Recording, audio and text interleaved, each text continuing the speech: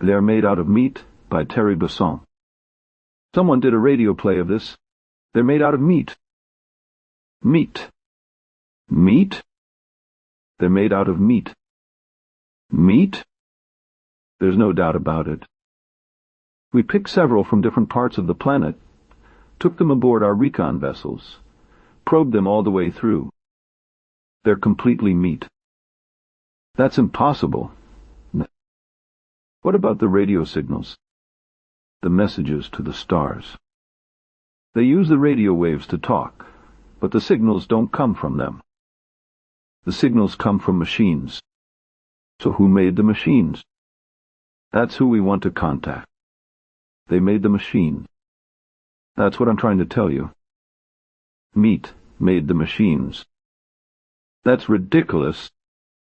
How can meat make a machine? You're asking me to believe in sentient meat. I'm not asking you, I'm telling you.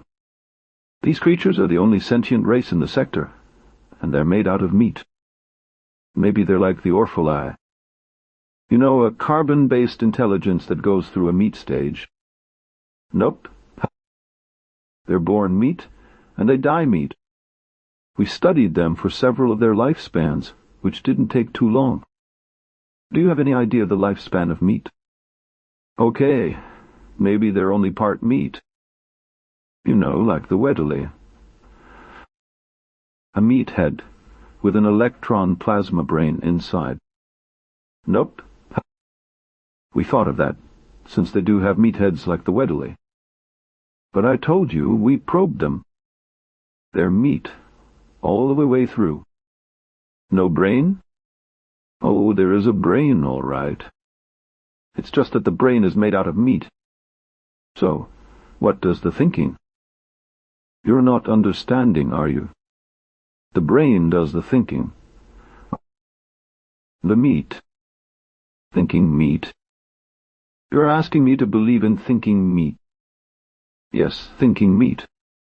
Conscious meat. Loving meat. Dreaming meat. The meat is the whole deal. Are you getting the picture? Oh my God, don't. You're serious, then. They are made out of meat. Finally, yes. They are indeed made out meat. And they've been trying to get in touch with us for almost 100 of their years. So what does the meat have in mind? First, it wants to talk to us. Then I imagine it wants to explore the universe, contact other sentients, swap ideas and information. The usual. We're supposed to talk to meat. That's the idea.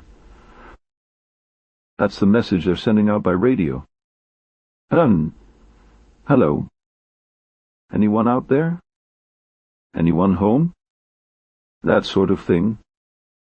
They actually do talk, then. They use words, ideas, concepts. Oh, yes. Except they do it with meat. I thought you just told me they used radio. They do, but what do you think is on the radio? Meat sounds. You know how when you slap or flap meat it makes a noise. They talk by flapping their meat at each other. They can even sing by squirting air through their meat. Oh my God, that he. Singing meat. This is altogether too much. So what do you advise? Officially or unofficially? Both.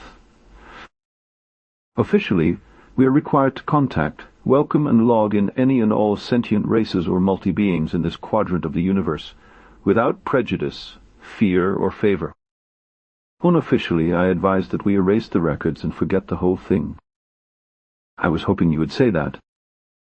It seems harsh, but there is a limit.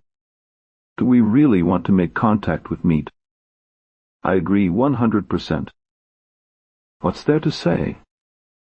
Hello, meat. How's it going? But will this work? How many planets are we dealing with here? Just one. They can travel to other planets in special meat containers, but they can't live on them. And being meat, they can only travel through sea space. which limits them to the speed of light and makes the possibility of their ever making contact pretty slim. Infinitesimal, in fact. So we just pretend there's no one home in the universe. Cruel. Cruel? Uttered Con. But you said it yourself. Who wants to meet? And the ones who have been aboard our vessels, the ones you probed. You're sure they won't remember? They'll be considered crackpots if they do. We went into their heads and smoothed out their meat so that we're just a dream to them. A dream to meat. How strangely appropriate that we should be meat's dream. And we marked the entire sector unoccupied. Good. Agreed, officially and unofficially. Case closed. Any others? Anyone interesting on that side of the galaxy? Yes. A rather shy but sweet hydrogen core cluster intelligence in a Class 9 star in G445 zone. Was in contact 2 galactic rotations ago, wants to be friendly again. They always come around. And why not? Imagine how unbearably, how unutterably cold the universe would be if one were all alone.